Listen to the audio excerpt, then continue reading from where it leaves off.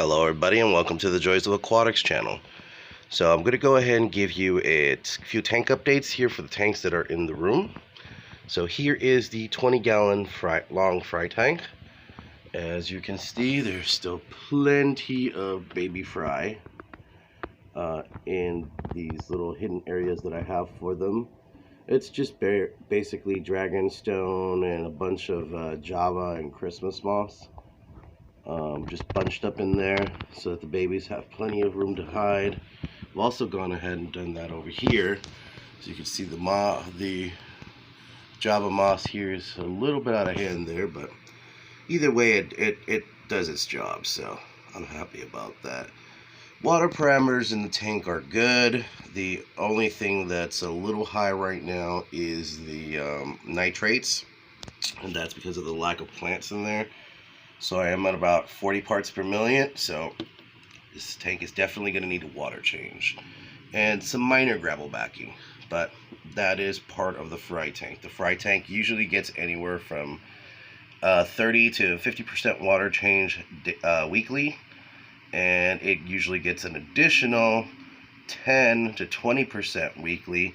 However, ever since I've added the Zinyo corner filter, box filter here, it's done a pretty good job of keeping the water clean. So I'm, that extra water change just might have to be a 10% one, instead of 20 and 30. Alright, so skip down here. Empty tank. Yes, I have not done anything with this 20-gallon long yet. Skip down here. So you can see a bunch of my meds and aquarium maintenance stuff here. Here is the hospital tank. I've got about, I think, 7 patients in here at this time. 1, 2, 3, 4, 5, 6. There's one hiding back there, and then I know there's one hiding somewhere back there in the sponge as well. I have seen some signs of recovery though with some of these fish, particularly the ones that have mouth fungus. And so far, here's what I've done. I have gone ahead and switched up the medication. Well, I should say added medication, not so much switched up. So I am now using the Seachem meds. So I am using Metroplex and Canaplex. I followed the instructions. They were dosed together every 2 days for a maximum of 3 dosages. I've already met the maximum dosage amount. By the way, those particles you're seeing in there is Daphnia, freeze-dried Daphnia. They have been recently fed. And once I completed the maximum 3 dose, I went ahead and went back to Melafix and Pimafix. And so far, I am starting to see some improvement. See this little guy right here? This little guy has starting to improve quite a bit. That little patch on his side is starting to heal up as well. There's a female in here that had a really bad fungus in her mouth, and she is nothing. She's back. Yeah, she's right back there hiding. And now that's starting to kind of come apart, and a lot of that that little bubble that was near her mouth is starting to disappear and just turn stringy. So I'm hoping that's the fungus dying out. And then there is the fish. Where are you? There you go. It's kind of hard to see. Sorry for the lack of focus, guys. It's not letting me focus very well, but that one right there, that one is also doing very well. So at least 3 of the 7 fish that are in here are on their way to recovery.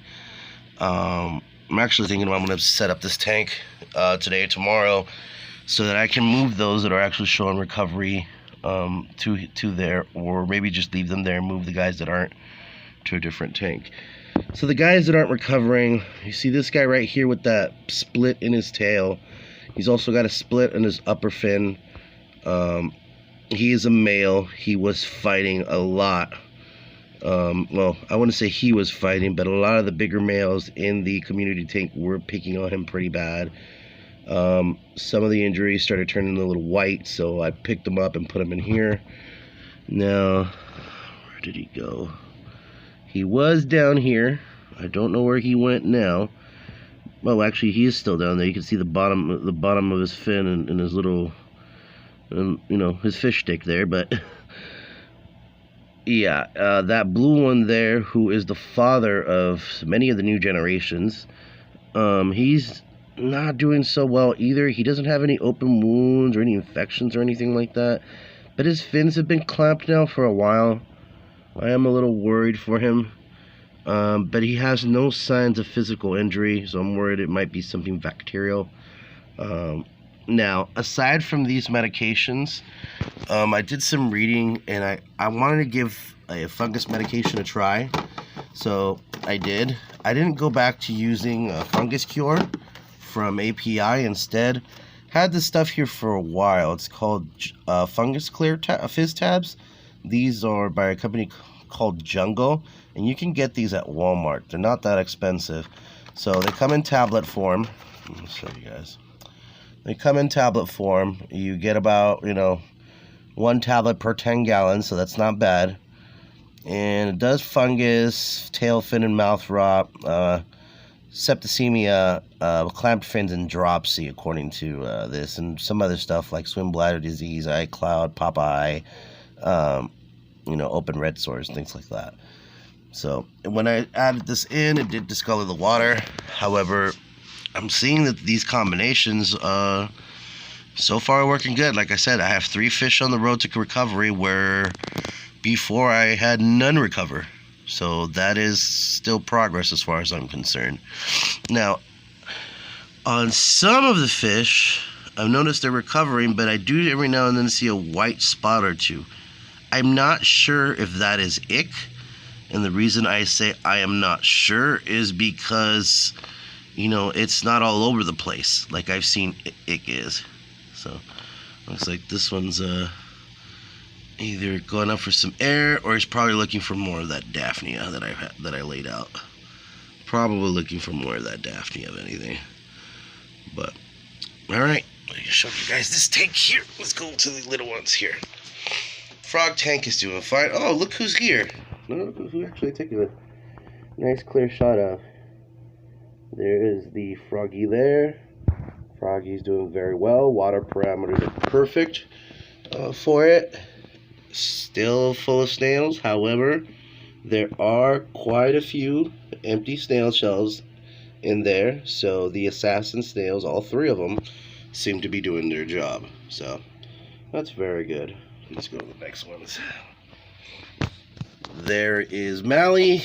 Mally is on his way back to recovery. Fins have stopped getting so torn out, and they're starting to regrow, at least the back fin, just a little bit. As far as medication goes, I am not medicating with regular meds. All I am doing for him is using Vitachem, and I'll pop, 2 or 3 of these Beta BioGold pellets into this spoon right here. Let it soak for about a minute and then feed it to him. I've been doing that for a while, and honestly, that seems to be the only thing that works properly for him as far as healing goes. But time will tell. Mally is a big stressor, but he's also a survivor at the same time, so I can't hate him for that. Next here is the 3.5 gallon shrimp tank. You guys can see right there, there's 2 Riley shrimp. There is a blue, and I think that's the orange Riley. So I have 2 blues, 2 orange, 1 red, and a red cherry in there. The red cherry's name is Tank. You guys been following along with us for a while. You guys know the story. Tank had about 5 other shrimp mates with him.